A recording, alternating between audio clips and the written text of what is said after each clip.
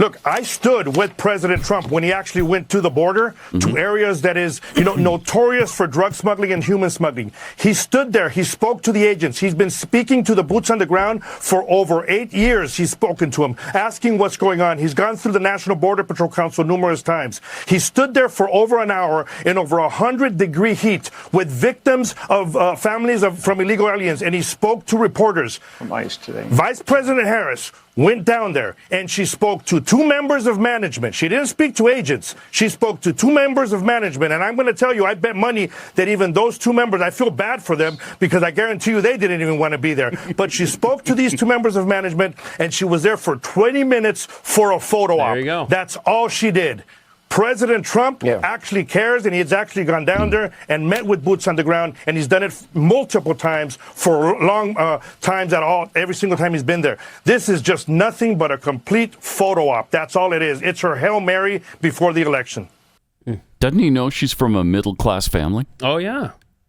He didn't cover that at all. No, he did not. Yeah. What are you screaming about here? What are you Do you know Kamala Harris is from a middle-class family? Oh. What's the matter with you? How dare you? So we did, though, get another word salad while talking about fentanyl at the border. I think that in moments of crisis, such as the fentanyl crisis, there are people who, through their suffering and their pain, rise with courage in such a selfless way to be a voice for others with the anticipation and the hope and the hard work of hoping that their story will be the reason other people don't have that story. What? And what are you talking you about? Sharing your story about Jacob and your advocacy on why we have to stop this scourge is so incredibly important. And again, I applaud Teresa, and I know we all do. Oh, yeah. We do. And our need to stop this issue is one of the reasons that we are all here together today. All right. Now, where have you been for the last 4 years again? I'm sorry. It's because it seems like we've seen you around, right? Doesn't seem like she's new on the scene, does it? Yeah, she gets around. Yeah, she gets around a lot. And, seems like part of the responsibility she had while she's been around was to oversee what was going on at the border. Okay, what? I mean, maybe if she was, say, put in charge, like given the title border czar, maybe you'd something have a like point that. there. Yeah, maybe. But whatever. I guess, how stupid can we be?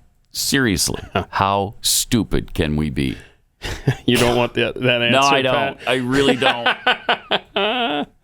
We could be so stupid that she is elected president. I mean, if you're to believe some of the polls that are coming out, we are that stupid. I certainly hope not. But she also discussed border protection. There are consequential issues at stake in this election. And one is the security of our border. Okay. Yeah. The United States is a sovereign nation. And I believe we have a duty to set rules at our border and to enforce them. And I take that responsibility very seriously. Really? When you become president, will you be committing to close immigration detention centers? Absolutely, on day one. Oh, wait, but you just said that's from a few months ago. A few weeks ago. Thank you. I think, right? Yeah, I think that I don't know. So that's what comes up? Will you close detention centers? And she said absolutely. Yeah, I remember when on she day said that. one. It was about a month or so ago. But she just got done telling us how important security is. Right. She is exhausting. Oh my gosh. This situation is exhausting. There's no words to describe how incredible the situation is that she's turned everything around on every issue. And now she is the advocate for all of these conservative ideas, like fixing the border problem, like doing something about the illegal immigration problem, like building a wall, like making sure we've got enough border agents at the border, actually doing border work. So there's that. She's like trying to adopt the Trump position on that. On the economy, None of that is her fault. That's all from Trump, too. The inflation and all of that stuff that they tried to say they inherited, 9% inflation and all the other lies they've told. Please tell me we're not this stupid.